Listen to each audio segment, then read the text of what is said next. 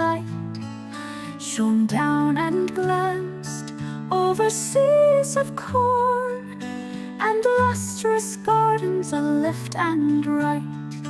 Even in the clime of resplendent Spain beams no such sun upon such a land, but it was the time, 'twas in the reign of Cahal Mór of the wine-red hand.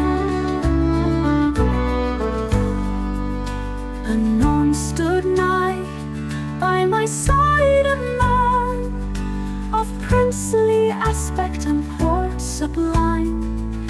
Him queried I, "O my lord and Khan, what clime is this, and what golden time?"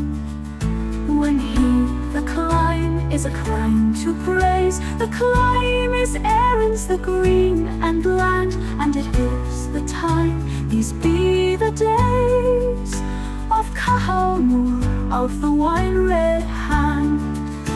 Then saw I thrones and circling fires, and a dove rose near me as by a spell, whence flowed the tones of silver lyres, and many voices in wreathed swell, and their thrilling chime fell on mine ears as the heavenly hymn of an angel band.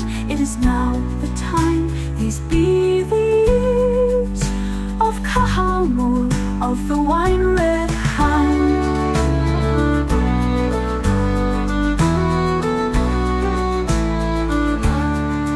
I sought the hall, and behold a change, from light to darkness, from joy to woe. Kings, nobles, all looked aghast and strange. The minstrel group, saint in dumbest show, had some great crime wrought this dread amaze.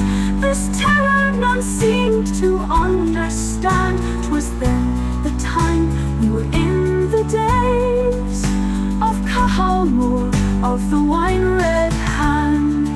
I again walked forth, but lo, the sky shone flecked with blood, and an alien sun glared from the north, and there stood on high, amid his shorn beams, a skeleton. It was by the stream of the castled main, one autumn eve in the Teuton's land, that I dreamed this dream of the time and reign of Cahal Mór of the wine-red